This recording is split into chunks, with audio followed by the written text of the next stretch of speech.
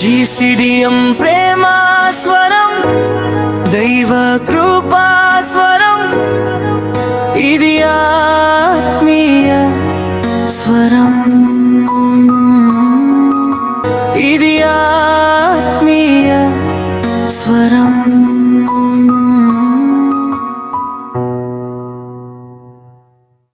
ప్రభునందు ప్రియమైనటువంటి సహోదరి సహోదరులారా, మీకందరికీ ప్రభు అయిన యేసుక్రీస్తు నామమున మీకందరికీ శుభములు కలుగును గాక. జీసీడీఎం అనే ఆర్గనైజేషన్ వారు సమర్పించు దైవ కృపా స్వరం అనే కార్యక్రమానికి స్వాగతం పలుకుతున్నా. ఈ దినాల్లో ఇక నుండి యేసు ప్రభు వారు దైవత్వం గురించి మాట్లాడుకుందాం. మనం ఎన్నుకున్నటువంటి పుస్తకం యోహాను సువార్త. యేసు ప్రభు ప్రేమించిన శిష్యుడు, యేసు క్రీస్తు శిష్యుల్లో 12 మంది శిష్యుల్లో ఒకడైనటువంటి ప్రియమైనటువంటి శిష్యుడు యోహాను, జబదయ కుమారులు ఒకడు. యోహాను వ్రాసినటువంటి సువార్తల్లో నుండి యేసు దైవత్వాన్ని గురించి మనం మాట్లాడుకుందాం. యేసు ఎవరు? ఆయన ఎందుకు ఈ లోకానికి వచ్చాడు? ఆయన చేసిన కార్యాలేంటి? ఎందుకు అతన్ని దేవుడిగా మనం ఆరాధన చేయాలి? ఎందుకు మనం అతన్ని కొలవాలి? ఆయన కొరకు ఎందుకు ఎంతమంది చనిపోతున్నారు? అతని కొరకు ఎందుకు ప్రపంచమంతా సువార్త ప్రకటన చేస్తున్నారు? హింసలు పొందిన, ఇబ్బందులు కలిగినా కూడా ఆయన గురించి ఎందుకు సువార్త ప్రకటించడం జరుగుతుంది? అసలు ఆయన ఎవరు అనే విషయాన్ని గురించి మనం మాట్లాడుకుందాం. ప్రత్యేకంగా నేను ఎన్నుకున్న పుస్తకం యోహాను సువార్త. యోహాను సువార్త ఇది యేసుక్రీస్తు యొక్క దైవత్వం గురించి, ఆయన దేవుడు అని నిరూపించడానికి యోహాను యేసు ప్రభు గురించి అద్భుతమైన రీతిలుగా ఆయన మాట్లాడతాడు. కనుక మన సిరీస్ అంతా ఇప్పుడు యోహాను సువార్తల్లో ఉన్నటువంటి ప్రాముఖ్యమైనటువంటి విషయాలు అన్నింటిని మనం ధ్యానం చేయట్లేదు, కానీ యేసుక్రీస్తు దైవత్వం గురించి మాత్రమే మనం ధ్యానం చేస్తున్నాం. ఒక చిన్న ప్రార్థన చేద్దాం, దేవుని సహాయాన్ని మనం పొందుదాం. మా ప్రియమైన పరలోకపు తండ్రి, మీ ఘనమైన నామానికి స్తోత్రాలు చెల్లిస్తున్నా. అయ్యా, దైవ కృపాస్వరము అనే కార్యక్రమం ద్వారా యోహాను సువార్తల్లో నుండి వ్రాయబడినటువంటి ఆ యొక్క ప్రాముఖ్యమైనటువంటి విషయాలు, యేసుక్రీస్తు దైవత్వం గురించి మేము ధ్యానం చేస్తుండగా మా విశ్వాస జీవితానికి వృద్ధి కలగజేయమని యేసు నామమున ప్రార్థన చేస్తున్నాము తండ్రి, ఆమేన్. దేవుని వాక్యాన్ని మనం ధ్యానం చేసుకుందాం. యోహాను సువార్త 1వ అధ్యాయం ఇలా వ్రాయబడింది, చాలా అద్భుతంగా వ్రాయబడింది. యోహాను సువార్త 1వ అధ్యాయం 1 నుండి 5 వచనాల వరకు యేసుక్రీస్తు దైవత్వం గురించి మొట్టమొదటి విషయం, ఆయన ఏం మాట్లాడినాడో, ఏ విధంగా ప్రజెంటేషన్ చేశాడో మనం చూద్దాం. చదువుతాను దేవుని వాక్యాన్ని. ఆదియందు వాక్యం ఉండేను, వాక్యము దేవుని యొద్ద ఉండేను, వాక్యము దేవుడై ఉండేను. ఫిలాసఫర్స్ కాలంలో ప్లేటో అనేటువంటి ఈ గ్రీకుల కాలంలో తత్వశాస్త్రజ్ఞులు చాలా మంది లేచారు. వారు ఎక్కువగా మాట్లాడింది వర్డ్ పవర్ గురించి మాట్లాడారు. వాక్యం ఉన్నటువంటి ఆ యొక్క శక్తిని గురించి వారు మాట్లాడారు.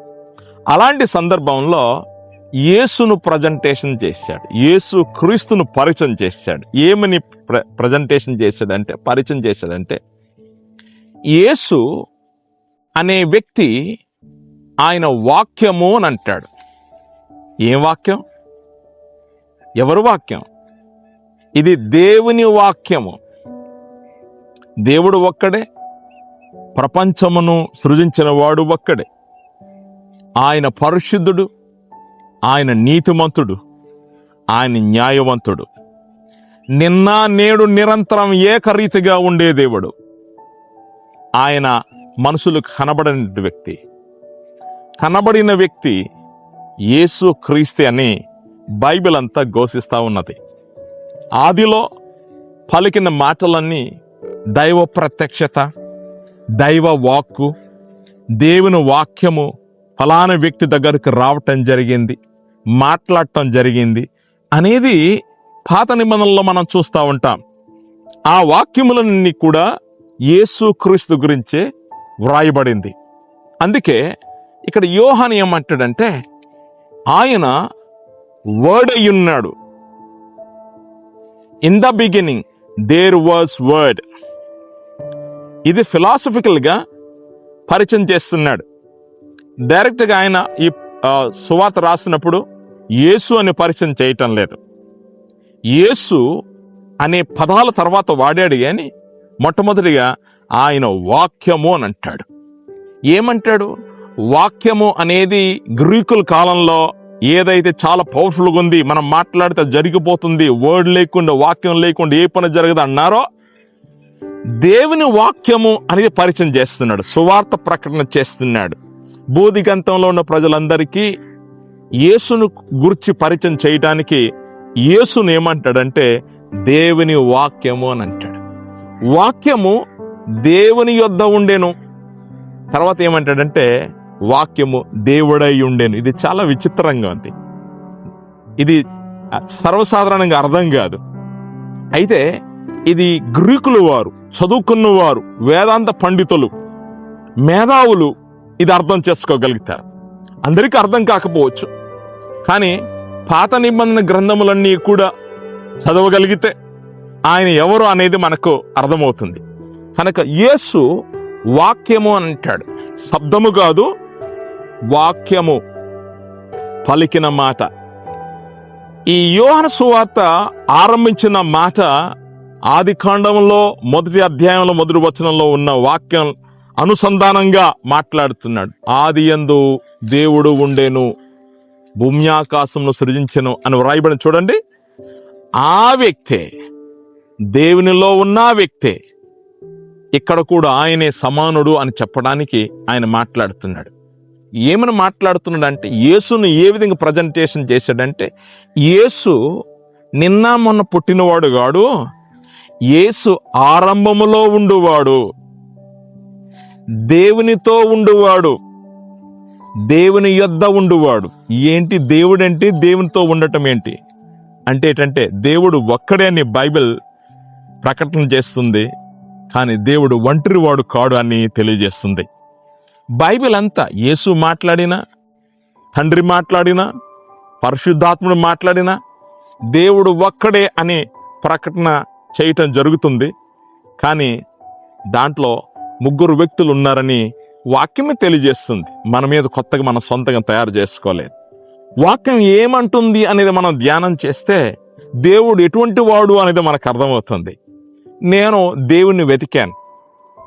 ట్రైబల్ జాతుల్లో ఉన్నటువంటి ఒక కుటుంబం, మా తాతగారు పూజారి, ఆ కుటుంబం నుండి మేము ప్రభువును విశ్వసించాం. ఆయనకు బాగులేదు, ఆరోగ్యం లేదు, ఎన్నో మందులు వాడారు, స్వస్థత కాలేదు, మంత్రాలు చేశారు, స్వస్థత కాలేదు. దేవుని కృప ఏంటో మాకు అర్థం కాలేదు. కానీ యేసుక్రీస్తు సువార్త వల్ల వారు విని రక్షణలోనికి వచ్చారు. అది అద్భుతం, ఆశ్చర్యం. తర్వాత వాళ్ళ మనవడని నేను, మా తండ్రి గారు అప్పన్న పాస్టర్ గారు, ఆయన కూడా దేవుని సేవల్లో ఆయన చాలా కాలం పనిచేశారు. దేవుడు అద్భుతంగా తను వాడుకున్నాడు. ఆయన కుమారునిగా నన్ను కూడా దేవుని సేవలో ఉండాలని ప్రార్థించారు. తరువాత నేను దేవుడు ఎవరు అనేది వెతికాను. యేసు దేవుడని విన్నాను, కానీ యేసు ఎలా దేవుడు అవుతాడు, ఏమని నమ్మగలుగుతాం, ఏమని ప్రకటన చేయగలుగుతాం అనేది కూడా నేను ప్రశ్నించాను. తర్వాత దేవుని వాక్యాన్ని ధ్యానం చేస్తున్న కొలది బైబిల్ కాలేజీకి వెళ్ళాను, నేర్చుకున్నాను. తన వాక్యాన్ని విధేయత కలిగి జీవిస్తున్నప్పుడు ఈ యేసయ్య నేను చూడగలిగాను. ఆయన వాక్యపు ప్రత్యక్షత నేను చూడగలిగినాను. దేవుడు నాతో ప్రత్యక్షంగా మాట్లాడలేదు, కానీ ఆయన వాక్యం ద్వారా నేను తెలుసుకోగలిగాను. నా జీవితంలో గొప్ప శాంతి, గొప్ప సమాధానం, ధైర్యం.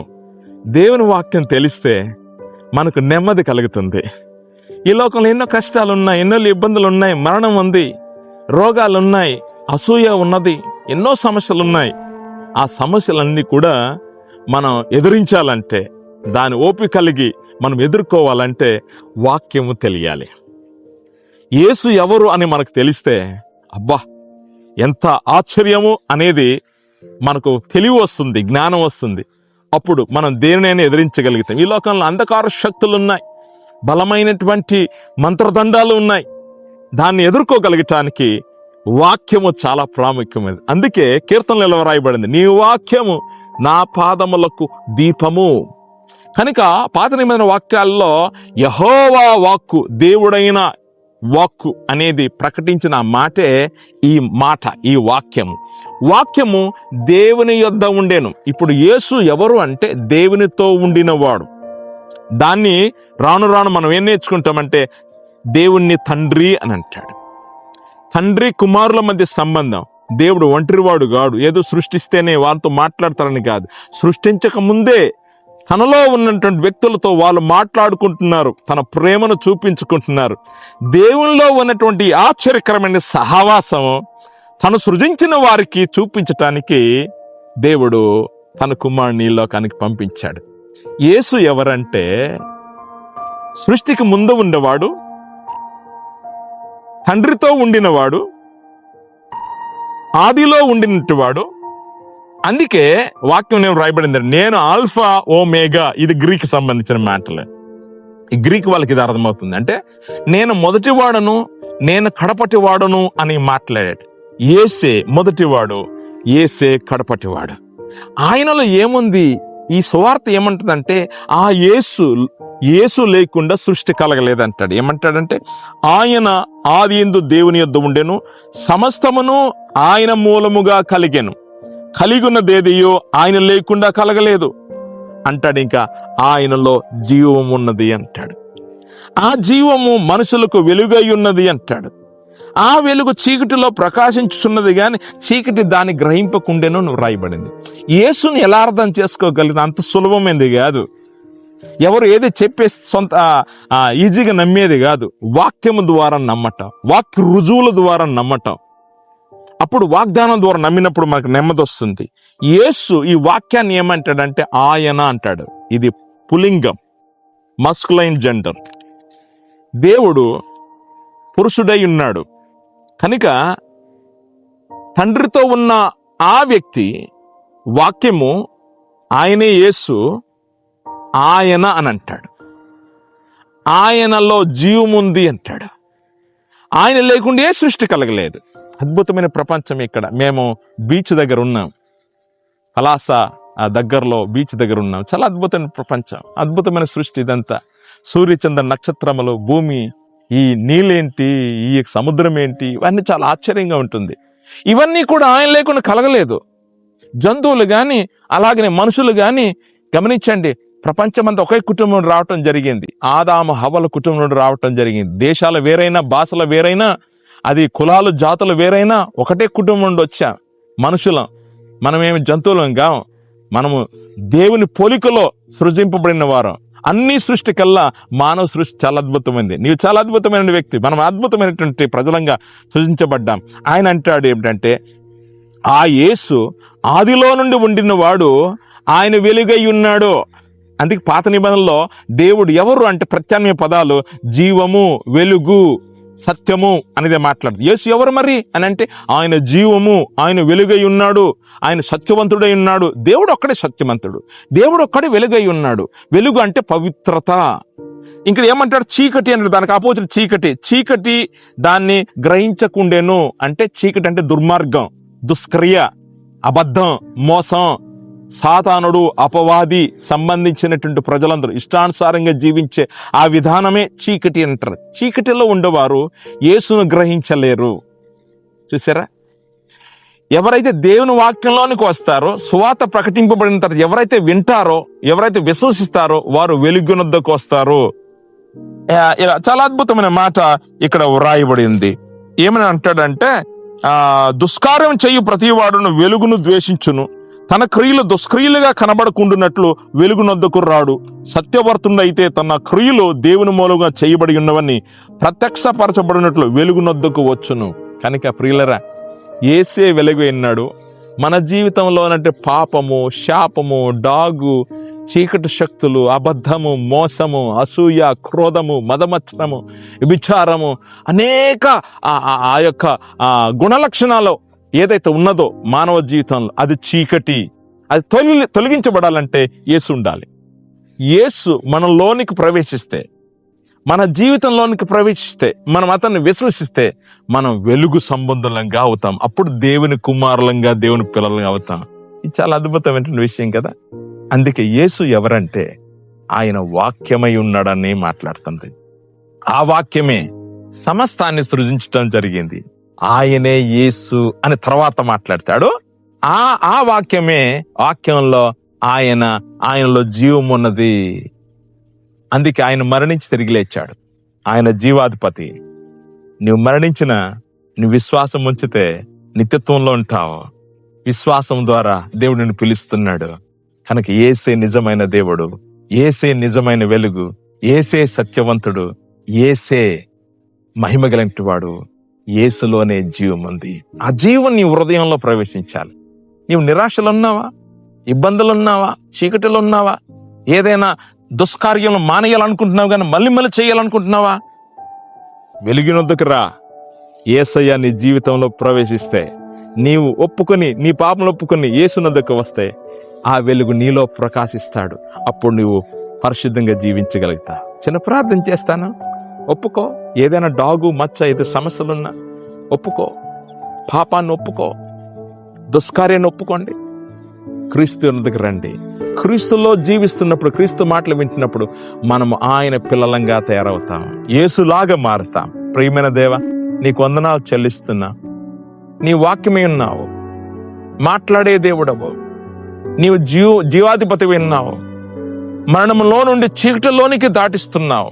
నీ యొక్క రక్తము ద్వారా, పాప క్షమాపణ ద్వారా అయ్యా వింటున్న ప్రతి ఒక్కరిని దీవించండి ప్రభు. ఇంకెవరైనా ఎవరి పాపంలో ఒప్పుకొనకపోతే నీ పరిశుద్ధాత్మ ద్వారా ఒప్పింప చేయండి. ఎవరైతే ఒప్పుకుంటారో వాళ్ళ హృదయంలో నీవు ప్రవేశిస్తావు. వారి జీవితంలో అద్భుతం జరుగుతుంది, శాంతి సమాధానం కలుగుతుంది, జీవం కలుగుతుంది, వేదన తొలగిపోతుంది. ఎవరి జీవితాల్లో సమస్యలు ఉన్నాయి తొలగించమని యేసు నామమున ప్రార్థన చేస్తున్నాము తండ్రి. ఆమేన్. దేవుడు మిమ్మల్ని దీవించును గాక.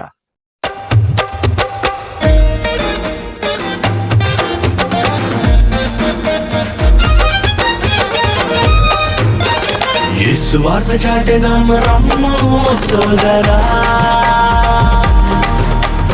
యేసు తోటి సాగెదాం రమ్ము సోదరి.